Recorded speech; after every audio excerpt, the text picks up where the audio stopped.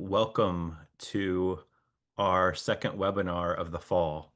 My name is Chris Swain, and I'm happy to host today's webinar from Christian Brothers Conference and the Lasallian region of North America. Also joining me behind the scenes is Becca Mackesy, Assistant Director of Education and Formation, and we're thrilled to be with you. I'm grateful for you making the time this afternoon or evening to join us and explore the topic of Lasallian spirituality and sport. It's a privilege to have Lasallians joining us from all across the country, and greetings to our international participants as well. And it's wonderful to have a great mix of coaches, ADs, presidents, principals, campus ministers, team chaplains, teachers. Thank you for making the time at the end of your workday to be with us. It's my privilege to introduce today's presenter, fellow Gail Mary Vollmer, as she shares her insights about Lasallian spirituality and sport. Mary's the author of 2 novels, Crown of Dust and Reliance, Illinois.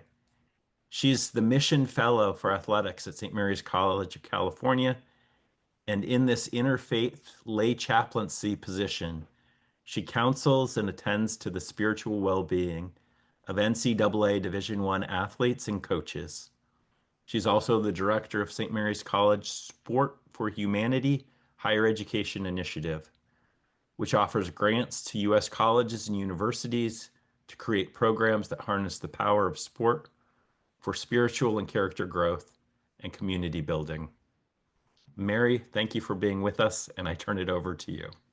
Thank you. It is a tremendous pleasure to be here. And I think among fellow sports fans, coaches, teachers, people who are as obsessed about me as sport from the first time I could remember. Now, the story I'm going to tell about sport is one you might already have been living your whole life. You might already have been living in your adult life, but maybe one you haven't heard spoken aloud. And so I'm hoping that this process is an invitation to you to join the conversation, to collaborate. I think this is the start of a very long and beautiful way of integrating Lasallian spirituality into our lives. I'm going to go ahead and share my screen here. Let's see if this all worked. Hey, and it looks like it did. If you have any questions, I can't quite see the chat, so I will get back to it at the end, or we can have a longer conversation after this webinar is over too. So there's options here. Welcome to everyone from around the world, from Puerto Rico. If you're up at 6 a.m., wow, amazing. If you're watching this video after the fact, I don't blame you at all for that. I'd like to start first with some thank yous. Thank you to the Christian Brothers Conference for the Raylan Grant to research sport and spirituality in the Lasallian lens. Thank you to Francis Sweeney, the VP for Office of Mission at St. Mary's, who's a huge sports fan and an inspiration to all of us. Brother Patrick Moore and Steve Vasoli, who have been mentors to me through this process of research as well. Before we begin, let's just bring ourselves into the mind that we would need with a prayer. So let us remember that we are in the holy presence of God and each other. Holy Spirit, guide us as we accompany student athletes through seasons of growth, adapting year to year to challenges presented by each team, by each athlete, and by circumstances beyond our control. May we follow the example of Christ, coach and teacher, and our patron Saint John Baptiste de La Salle as we tend the well-being of the whole athlete, helping them discover and develop their gifts, and in this way live into our own. Saint John Baptiste de La Salle, pray for us. Live Jesus in our hearts forever. So we're here today to talk about a Lasallian spirituality of sport. I am not claiming that this is the only story of Lasallian spirituality of sport. We'll talk about that a little later. But how did I become a Lasallian? Well, I'm the granddaughter of a Lutheran pastor, kind of an unlikely candidate to be someone who's so invested in the Lasallian story. But I came to St. Mary's College as an 18-year-old basketball player. I had to be honest, little interest in anything but basketball when I first arrived. It was my passion, it was my calling, it was the thing that drove my spiritual life in some ways, but also certainly taught me lessons in devotion and sacrifice, lessons in humility that I had learned within the church setting, but also reinforced within the athletic setting. When I left, I should say, before you get any ideas, my position on the court, we won 3 championships. I never started, not one game. I was always the backup point guard. And while that was difficult for my ego, it was very good for other parts of my development because I was forced and able in a place like St. Mary's to develop my writing skills and other talents that I didn't take seriously before. I left St. Mary's to pursue writing, and when I came back to teach English and seminar and to start the um, honors program at St. Mary's, I lived in the dorms. And I lived in the dorms for 17 years. And this is Assumption Hall, this picture right here. And part of living in the dorms was learning how to listen, learning how to be present for my students in and outside the classroom in ways that I hadn't before.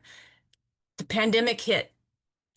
For the first time, I'm away from students. It really made me understand that as much as teaching, it was that ministry that I craved. Also, during this time, something else happened that brought me back to sports. I had kind of excised that aspect of my life in order to pursue arts and writing. But picture on the left, my son, Owen Jones, just happens to love sports, and his love reignited in me that latent passion that had been driving me so much of my time, and it gave me a new perspective. So when the chance to work with student athletes came, I jumped at the opportunity. Mission Fellow for Athletics, like Chris said earlier, is a spiritual direction for staff and coaches and student athletes. It also gives me a chance to practice the kind of meditative lessons that Brother Camila Chavez taught me over the course of years, and applying Lasallian spirituality in ways I had never been able to articulate before I came back to teach and started to realize that the life and the culture that I had been living within had affected me deeply, and I wanted to be more conscious of that. So that's really what brought me back to integrate all these aspects, the writing and the teaching, but also the sport, into a Lasallian spirituality of sport. That's all prelude. Here is the game plan. We're going to talk about 3 things. That middle section, the Lasallian spirituality of sport, is really the meat and potatoes. I'm hoping we have time to talk about the practice of Lasallian spiritualities of sport. If we don't have a great amount of time left, we'll figure out a way to talk to each other and collaborate and see where the ideas are spreading here too. Um, when we talk about Lasallian spirituality of sport, we will talk about, restoring and healing our relationship to the inner coaches within us. We'll talk about how the pedagogy of fraternity informs a Lasallian spirituality of sport. We're going to talk about how that pedagogy of fraternity reframes the notion of competition, but also of teammates. And we'll talk about how reclaiming that joy and power of presence through sport really is a spiritual endeavor and something that we can encourage in our students, but also relish in ourselves. So what is spirituality? What is sport? The definitions of each fill books. Um, I will simply say that the spiritualities is a way of discovering your place in a larger mystery of life. I mean, that's kind of a generic way of saying it. When I go back to the definitions of sport, I go back to Johann Huizinga, whose book Homo Ludens is really the backbone of philosophy of sport and also the theology of sport, which is a growing field, which is very exciting. He says sport is a species of play, and play is a spiritual act. He says further, play is a voluntary activity. You don't have to do it. It's executed within certain limits of time and place, according to rules freely accepted, but absolutely binding. So imagine a tennis court. You have to have that net in the center. That rule is absolutely binding in addition to any number of other rules. The sport exists within agreed upon limitations. It's accompanied by a feeling of tension and consciousness that it's different from ordinary life. There's a different feeling of time that goes on. He also goes on to compare play and prayer for their effect on our conscious acceptance of time, but we may do that later. He also says, as a sacred activity, play naturally contributes to the well-being of the group, but in quite another way and by other means than the acquisition of the necessities of life. Now, I may not answer how and why directly, but I'm hoping that this presentation begins to answer that question by implication. I love this quote. I love this picture. I spent a lot of time alone, uh, devoted to my craft of basketball in gyms just like this. Teresa Miller says, sport is spiritual as well as physical. It can lead an athlete to personal transformation, revival of communal understanding, and redemption of life's purpose and possibilities. And I say spiritualities of sport deliberately, that plural, because there are many different approaches to your spiritual relationship, whether you have a tradition, a religious tradition or not. These are three different athletes. This is Helen Maroulis from the 2016 Rio Olympics, strong Christian who credits that practice as part of her success. Paul Pogba, Muslim French midfielder here on your top right, and Jake Retzlaff, who is BYU's Jewish quarterback, the only active Jewish quarterback in D1 and maybe football. Well, I don't know if that's true or not. So there's as many different ways of integrating spirituality into your sporting life as there are sports and as there are religion. We're talking specifically about Christian spiritualities of sport. These are 4 books, and I can give you the links to these that have been wonderful. Really, the foundation of a lot of my research. The God Who Plays is just a lot of fun to read too. It's a well, for me, it was fun to read. It may be for you. But also this book on the right-hand side, Play, Sport, and Spirit by Father Patrick Kelly. He takes the history of spirituality of sport back to the ancients and looks at it through the lens of Thomas Aquinas, goes through the 19th century, and the development of school sports all the way through today. It's a really beautiful book, and it's very short too, very concise too. So if you're looking for an overview, that's a good way to start. But let's get into the main event. Lasallian spirituality of sport, a Lasallian spirituality of sport. You might have other versions of this, and I think that's part of the beauty of this conversation that we're now just starting. But we have to ask, because we are Lasallians, what did the founder say about sport? Not much. You know, we have to, when I went back to look, I recognized, well, he didn't really have a great a feel for a great respect for sport. And you have to understand why, that this world of the hierarchy of the French aristocracy in 17th century meant that he was trying to prepare these young boys from a very lower class to make it in a very structured society. So he was acknowledging and seeing the needs of the time and creating a pedagogical system to meet those times. So games of chance are not only forbidden by God's law, but they are not even permitted by rules of decorum.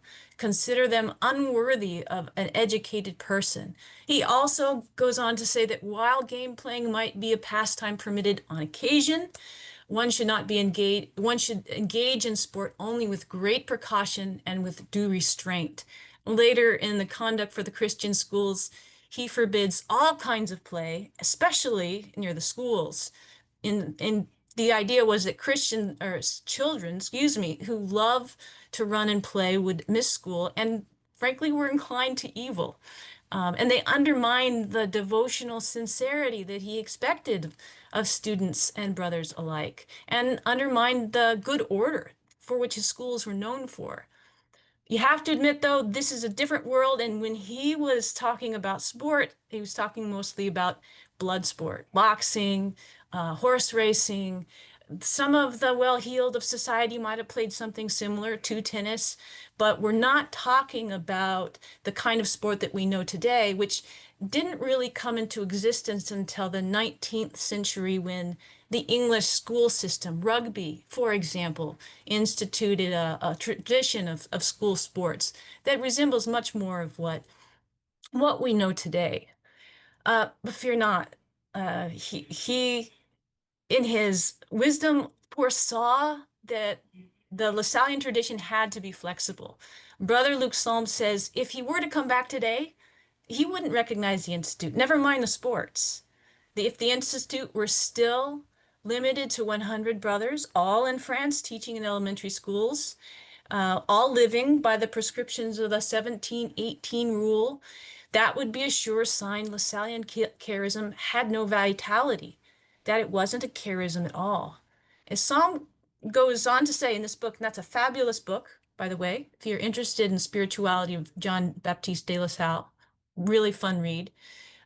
Psalm says Lasallian charism is not the same thing as the structures, practices, and regulations that embody that charism in institutional forms. And instead, I think it's a spiritual gift given new life and new form by you and me, by people led by faith and zeal. So when I look back into my life as a Lasallian, and I look back at my life in the court life has been as formative as the classroom and the chapel. Very often, what happened on the court brought me to the chapel. My prayers of supplication led to a deeper understanding and a deeper will, a deeper feeling for the divine than had I not been driven there by, frankly, prayers of ego. I wanted to play. I wanted to be the one on the court. And from conversations with coaches and athletes and brothers, I came to know over the course of the last year and a half that my experiences were not exceptional and they were much closer to the norm. There is a wonderful resource for all of us, Lasallian Spirituality Today, that says, I think, where I'm heading here, that a living Lasallian spirituality, it never stops interpreting or describing itself, specifying and adapting the expression of its core elements for each new generation, enriched by their insights, by our insights and conversations. And this is how Lasallian spirituality thrives. So what is Lasallian spirituality? Well, we have to kind of agree. You can disagree in private. I can't see you. That coaching is teaching, that good coaches are good teachers and not merely of their sport. And strangely enough, he's not a Lasallian, but a fantastic basketball coach, John Thompson from Georgetown fame. He says the classroom was my court. I felt a responsibility to broaden my players' perspectives of the world and of themselves. I had to expose my kids to their own intellects and give them a sense of self-worth beyond their physical attributes. I always knew the reason I had their attention was basketball. Basketball was my instrument to make them listen to everything else. So coaching is teaching, and I think if you consider what a athlete's life is like at the Division I level, they see their coaches far more often, far more frequently, with many more hours than they ever see me as a professor. Those coaches are making sure they've eaten. They're making sure they have the right clothes, the right size shoes. They're making sure they go to class. There is a certain care and time and effort and accompaniment, I think, that we take for granted sometimes as educators. Now, I'd like you to think about your favorite or maybe your least favorite coach. Um, because not all coaches are perfect. We know this. If you look at any sideline anywhere, it confirms this fact. So all of us kind of know this guy, right? Right? The overbearing, testosterone-driven ego freak living out his failed dreams through the height of his and everyone else's kids. We know that guy. My dad was kind of that guy sometimes. Um, and what about the college coach making millions off the muscle and talent of young people, right? What about the sadistic rowing coach or swimming coach who's allowed to exact harm for years because supposedly their methods won races? I don't need to be explicit about each of these examples. Most of us can picture people in these categories. But I think even if they don't, and really who does embody all the virtues, I believe most coaches mean well. There's a lot of money funneled into youth sports, especially in the United States, but most youth coaches are paid very little for their time and effort. So I was asking Lasallian coaches the same question, why do you coach? The answer varied to some degree, but the one that resonated most with me was from a woman named Sonia Garnett, who is the head coach of St. Mary's softball program. I'm going to go forward one, I'm going to go back one because my slides are a little out of order. And Sonia said this. She said when she came to St. Mary's and she was looking at the program, which was dismal. Our winning record was bad. The GPA of the team was bad. It wasn't in a good spot at all. But she said she loved the game. She wanted to teach. When she came to campus and learned of the Lasallian tradition, she thought, okay, I can do this. Okay, this is about coaching. This is teaching. I can grow a program here. Um, so when she arrived, what she did is she implemented things outside the classroom. She implemented a set of principles to guide them. She implemented a study hall. She would bring me in to talk about meditation and centering prayer and counsel student athletes one-on-one.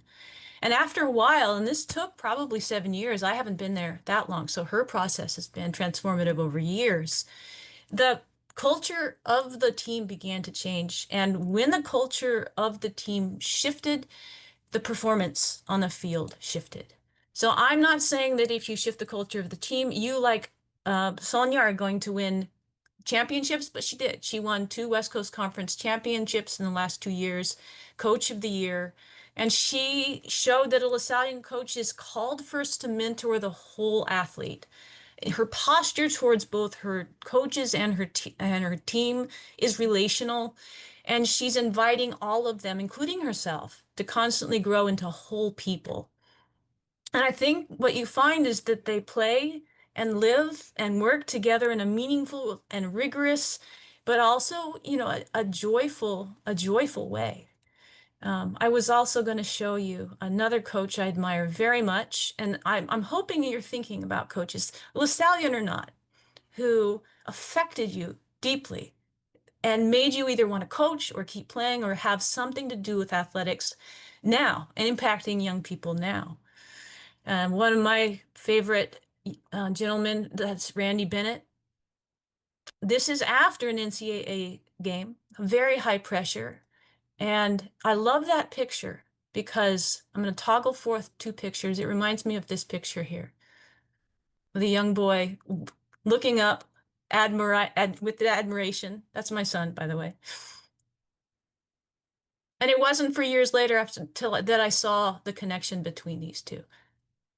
So the fact is, coaching is teaching, coaching is holistic, and Lasallian spirituality sport is anchored in, it's animated by this pedagogy of fraternity. And it does this by framing the athletic endeavor as a community endeavor, not just a singular or an individual endeavor, not just an endeavor dedicated to the glory of the one or the few. Now, the earliest words, fraternity, that traces back to the 14th century France, and it describes a body of men associated by a common interest. Pope Francis brought this term back, fraternity back, into the forefront of the Catholic imagination in 2020 with his encyclical Fratelli Tutti. But those of you who know Lasallian tradition know that the concept has been essential to the organization of Lasallian life since the 1680s. And that's when Lasallian school teachers under de La Salle expressed their desire to be called brothers rather than masters. And even more remarkable than that, instead of a priestly order, they chose a mutually beneficial association. Now, the word fraternity, gendered as it is not one I'm completely comfortable with, and maybe you're like me in that way. So I've played with synonyms. Sodality is one of these words. My friend Cynthia Van Gilder, who's an anthropologist here, tells me that sodality indicates a non-kinship group that transcends individual families and villages. and often organizes around a common purpose or identity. So a sodality is a bridge between individuals who might have no shared identity beyond this shared purpose. So just on our basketball team, we've got guys from Lithuania, we've got guys from Australia, we've got guys from Oakland, we've got from all over the world, having an identity that is united by this shared purpose. So I use fraternity here and I honor the spirit of that term, even as I recognize, as you might, the linguistic, excuse me, I'll slow down, the linguistic weaknesses of this term. And the spirit of the term propounds kind of an alternative to this hierarchical model of governance that was then in De La Salle's time and still is kind of the dominant form of governance. It follows the example of the teacher. Cynthia Bourgeault, who is a Christian writer, reminds us that Jesus was not a priest. He had nothing to do with the temple hierarchy in Jerusalem, and he kept a respectful distance from most ritual observances, she says. Instead, Jesus taught and he fed and healed and walked with the people. Without the people, there would be no teachings and no healings. So, at the center of his journey and at the center of Lasallian spirituality, there lives this holy reciprocity, and it honors and celebrates our essential interdependence. If you want to know more about the Pedagogy of Fraternity, there's no greater source than Brother Leon. And I'm not sure, I'm going to butcher his last name, Leon Leonaire. So I will just call him Brother Leon. So, and he speaks about why now, why fraternity, why this kind of interaction that sports allows is so important. And he talks about how fractured we are and how divided we are. And he says experiencing fraternity in school, whether in the classroom or in sport, is to become builders of a society, and that is the educational dream of all Lasallians. Fraternity further provides the impulse and enlivens individuals and helps them find the right way of responding. It is important that this fraternity be open and tolerant and friendly, but also respectful and generous and without self-interest. True fraternity transcends and resolves difference and particularities because it does not exclude or stigmatize on anyone. He goes on to offer some of the characteristics of fraternity. Now, when you look at these characteristics, fraternity is warm-hearted. Fraternity is courteous. It offers us solidarity, common purpose. It's participative, right? There's a role for everyone. I was never a starter on the team.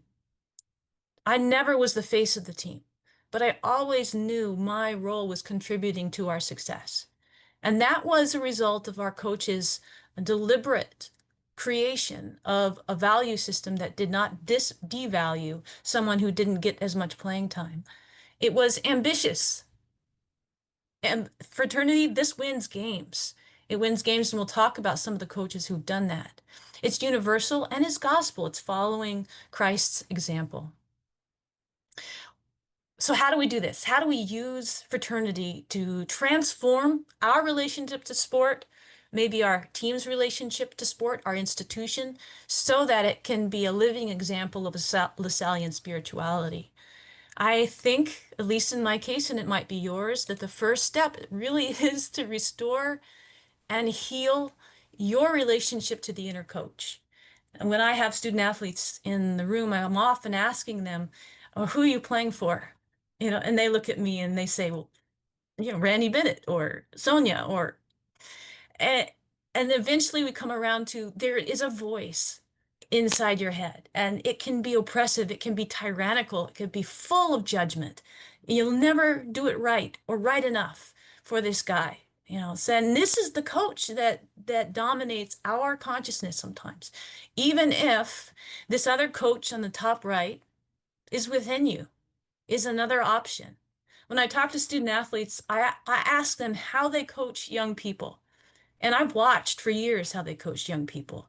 And in every instance, they light up, and there's a certain joy in the teaching process. They like teaching. They're generous. They're encouraging. A kid makes a mistake. He doesn't lambaste them. He doesn't take them down. He says, try again. He says, try again. So as soon as that student athlete recognizes the coach that already exists inside him, then it's a process of starting to transition so that this muscle-bound dude who loves us anyway, he does. He's not a bad guy. He just doesn't know how to channel that energy very well until it gets smaller and smaller until that coach who's going to accompany you, not impose upon you, is going to show up. And when that coach starts to show up in us as human beings, it'll come out and it'll show up for our athletes as well. The other thing about fraternity that is transformative is it allows us to reframe this notion of competition. Now, competition in sport, warlike visions of sport abound that paint competitors as enemies and winning as a kind of conquest. And, because of this, we might assume that sport just flies in the face of the brothers' example. But what if we viewed it through the fraternal lens of interdependence? What if we viewed it so that the competitor is not an enemy to be vanquished, but an ally without which there would be no competition, right? So like a teacher, an athlete is not sufficient on their own. An athlete needs someone to compete with, not against. A simple switch of a word can change everything about our relationship to sport. The Latin root of the word compete is to strive with or to strive together. By striving together, then competitors, you reach levels of excellence that you would never have achieved alone. I never was a starting point guard. I never was able to do that. But by competing for that spot, I became a better player than I would have otherwise. And we became a better team by competing against other teams who week after week tested and challenged us. And all of us, each player on each team within the conference was, whether or not we recognize it, engaged together in the same act of fraternal perichoesis. So the word means dance of mutual love, an act of perichoesis. And this crossed lines of kinship and race and loyalty and was both communal and, in looking back, in its own way, it was sacred. And this vision of competition is beautiful, I think. Coach Phil Jackson for the Chicago Bulls says this. He takes a wide-angled view that encompasses both opponents as partners in the dance.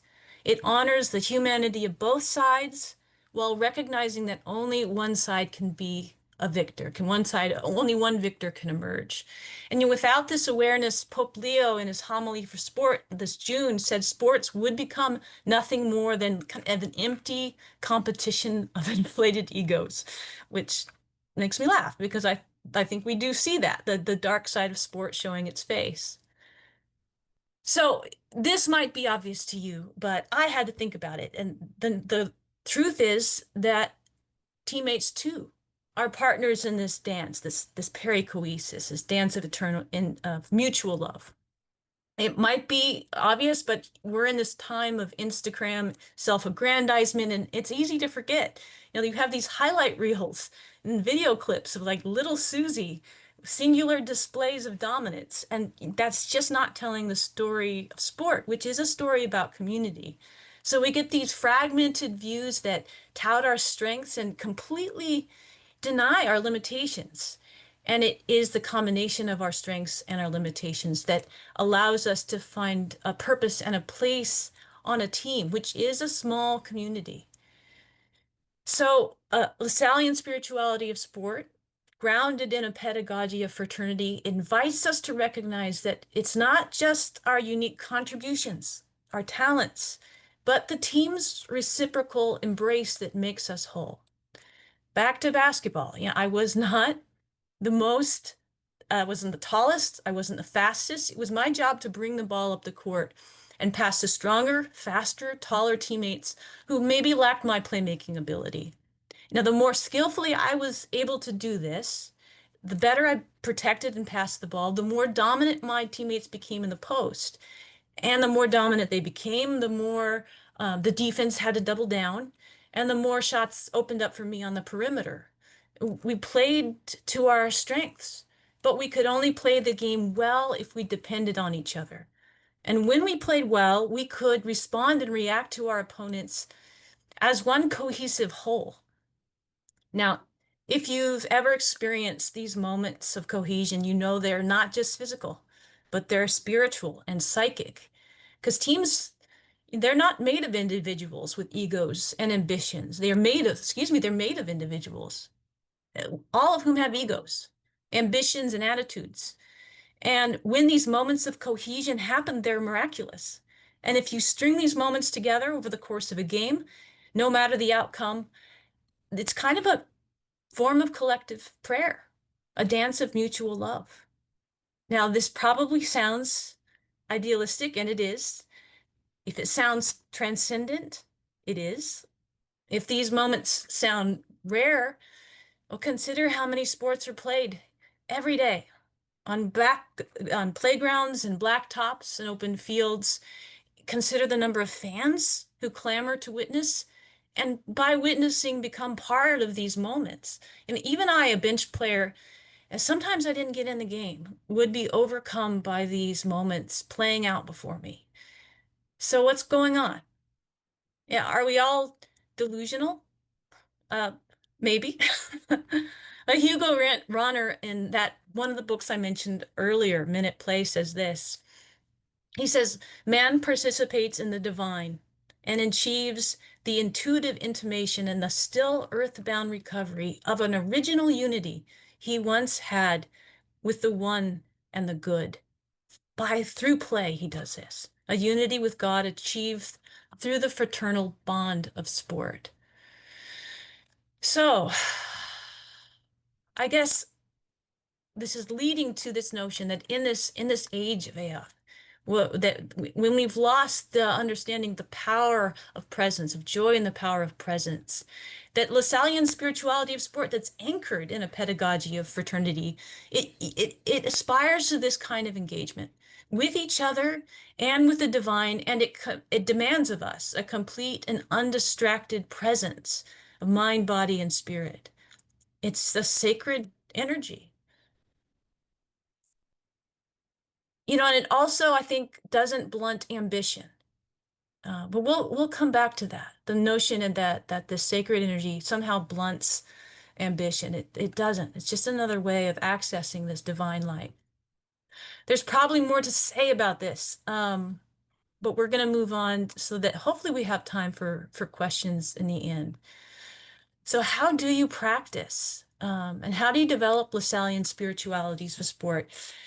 We'll talk about three ways. One is acts of translation, one is acts of formation, and the other I think we'll probably end on is encourage collaboration between all of us. Acts of translation. So what if we reread the foundational text through the lens of sport? And what would we discover? Now, I'm not the first person to do this. My model here is Brother George Van Grieken, who took the conduct of the Christian schools, and what he did is he substituted the word coach and teacher with coach and athlete to remarkable result. I like this section because it kind of describes our muscle-bound coach, um, who's, bless him, he's trying his best, but he's doing damage in his approach. First, he says the coach's corrections are too rigorous and the yoke which the coach imposes on the athlete is too heavy. This state of affairs is frequently due to lack of discretion and judgment on the part of the coach. It often happens that athletes do not have enough strength of body or mind to bear the burdens, which may at times overwhelm them. Okay? So he's offering advice. The advice works for coaches too, especially youth coaches who are perhaps expecting more of young bodies and minds than is rational. Another lovely exercise, if you're looking to do formation exercises with your coaches or your athletic departments or youth programs is to translate the 12 virtues of a Lasallian teacher into the 12 virtues of a Lasallian coach or an athlete or a choir director. What does gravity mean to a coach? What does the virtue of silence mean in a coaching context? What does humility mean? Going through prudence, wisdom, patience, reserve, gentleness, vigilance, piety, generosity. How do these things manifest in a coaching context, in an athletic context?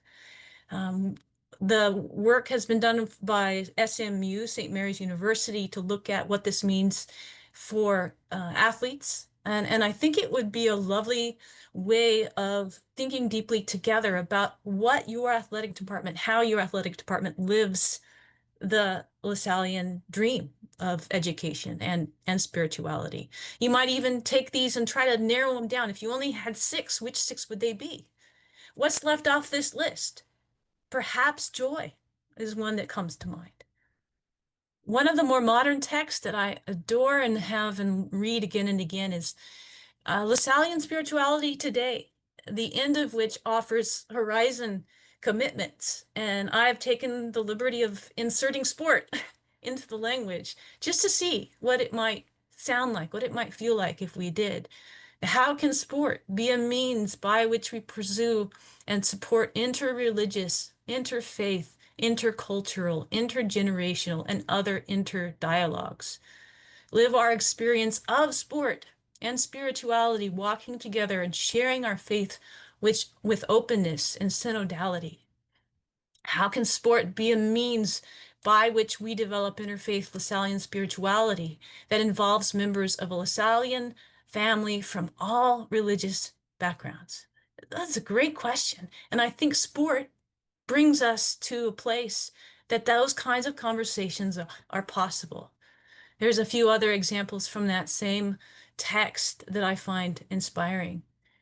The other thing to remember is that you can embrace formation as a team building tool. We're always talking about how do we build team? How do we create team chemistry? Well, one of the ways to do that is to look at the long tradition of the Lasallian sporting world, but also um, showing students how to pray through interior prayer. Excuse me, I'm jumbling my words a little bit.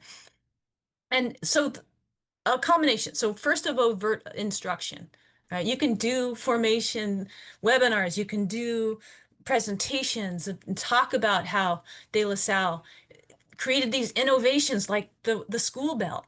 How do you implement the school bell in practice? Well, you're constantly blowing a whistle. If every time we blew a whistle, we became conscious of coming into another state of being. We are in the holy presence of God, or whatever language that you need, that can be a transformative realization for athletes. So lectures, retreats, presentations, that's all good and great, but you can also model the behavior you see.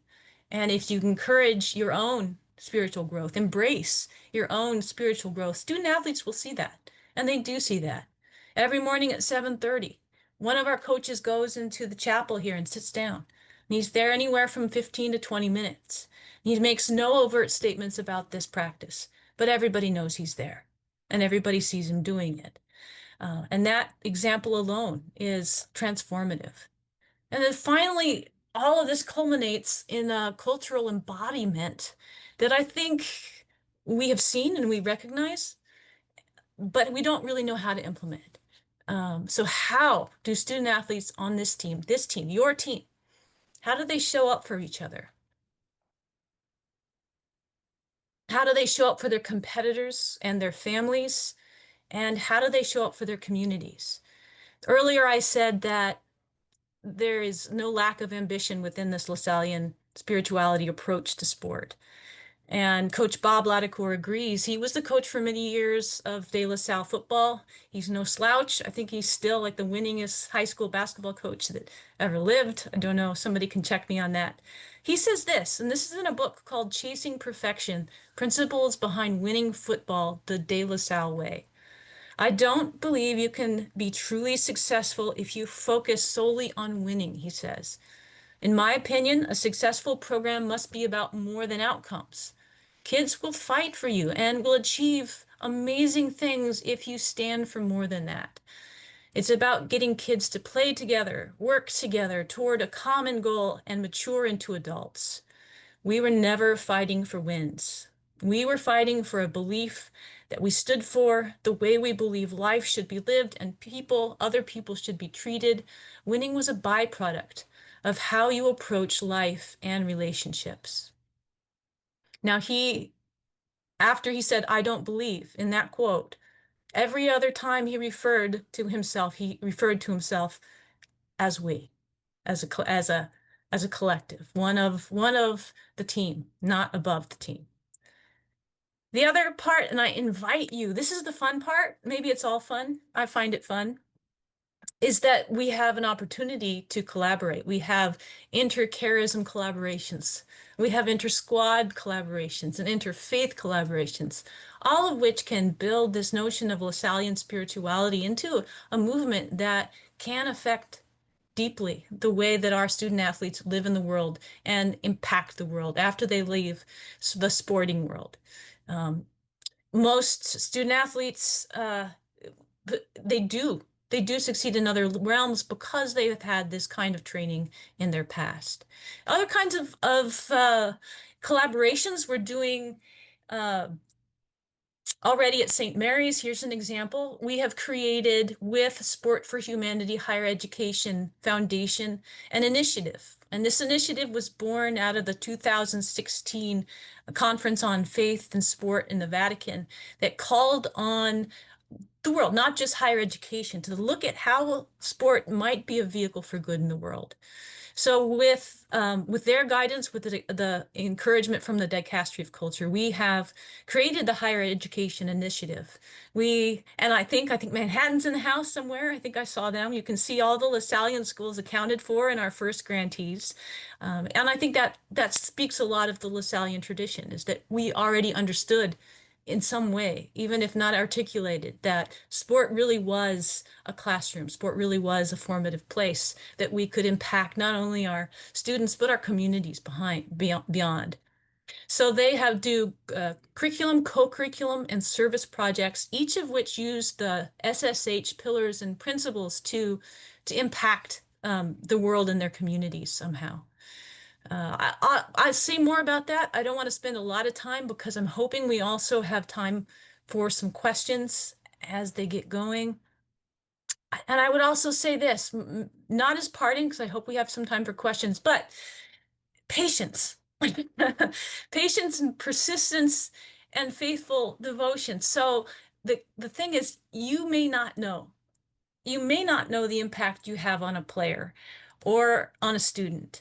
They may not be able to clearly articulate what they have learned or experienced while they're in your care at your school. But it will still be impactful. I think about the story of the 5,000. 5,000 people, one human voice. We don't have microphones, right? There's no way to hear in the back. So the women and children in the back who are properly unaccounted for, they're not going to hear the words that Jesus might have spoke. What are they going to get? They're going to get the bread. They're going to get the wine. They'll have experienced the word. And some of our athletes won't ever hear, even if you're speaking it loud and clear in their ears, they won't get it, but they will have heard it. And over time, the salient spirituality of sport, that ethos, that we accompany our student athletes for a higher purpose than just ourselves. That's gonna sink in, and that's gonna change lives. And I think it already has. It changed my life, and I'm deeply grateful for it. I'm also deeply grateful for your presence. I can't see you. I wish I could. Um, and I look forward to questions. I see there's a few. Is that right? There's a few down there. There's a few. Oh, see, yeah, Krista says, feel free to put your comments and your questions in the chat. And please know that with the email that follows up on this webinar, there will be a call to join the conversation. A short survey. I promise it's short, to see if anybody else wants to continue this conversation and see where we go with this. I think it's exciting. I think the work has started years ago.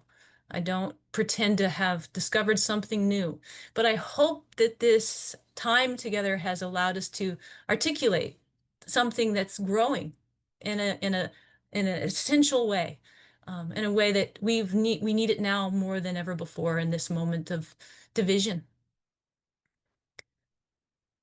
Thank you. Okay, let's see. Can you talk about, Chris says, can you talk about the age of AI and focus and presence?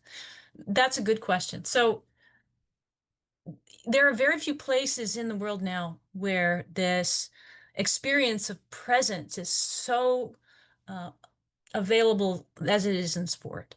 You know, if you have students who are using AI to write papers, they're using AI to find out bits of information. When they get on a court, we'll just use a basketball court, for example, and they get to a free throw line, there's nothing that they can call upon except their practice, their devotion, their presence.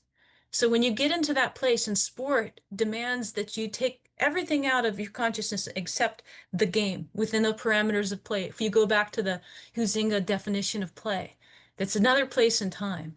It allows you the practice of participating in a presence. Now that can be sport, but it can also be the presence of God.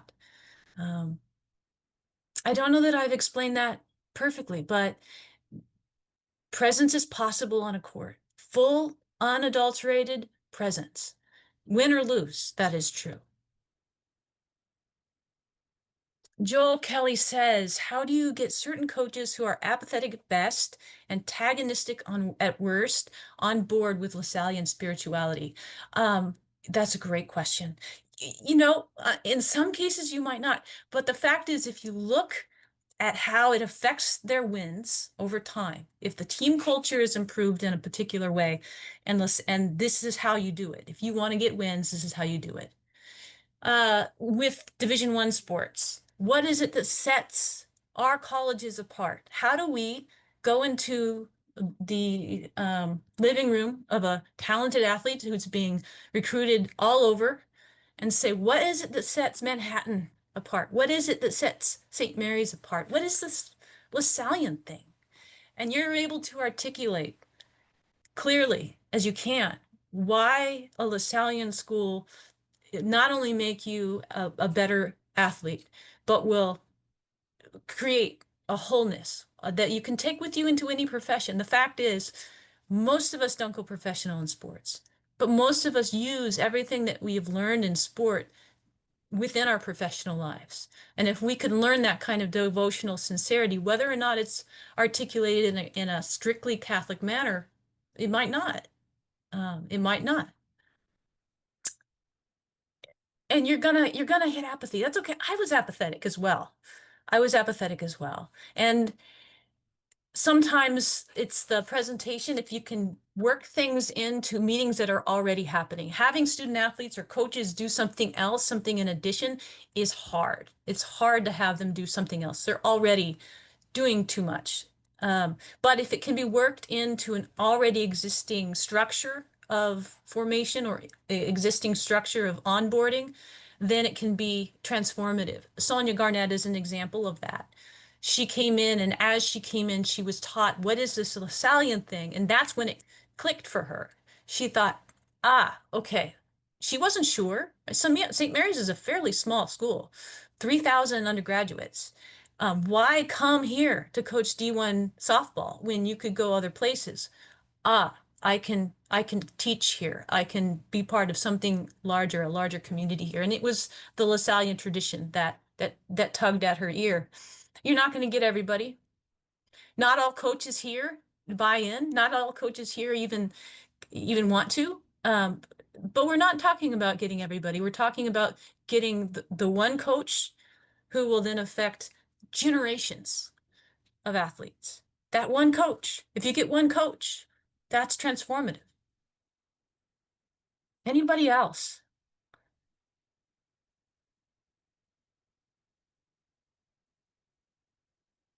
I want to say hey to Mullen High School. I met all of you at Huther last year. I hope it was a little different than last year.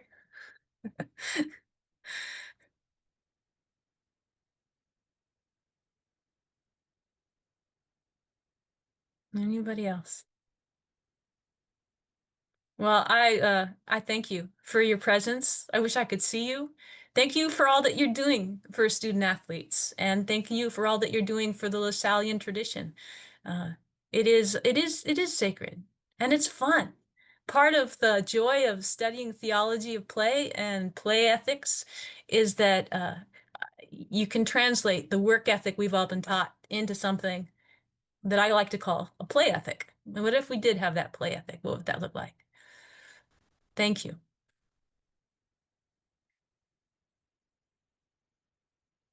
Well, thank you, Mary, for your insights, ideas, and further equipping all of us to make the connections between spirituality and sport and the richness that is within our Lasallian charism and community. And as Mary offered, please connect with her further and continue this conversation. There's so much potential for collaboration, connection, and ongoing development in this area. And as we look ahead, please make sure to mark your calendars for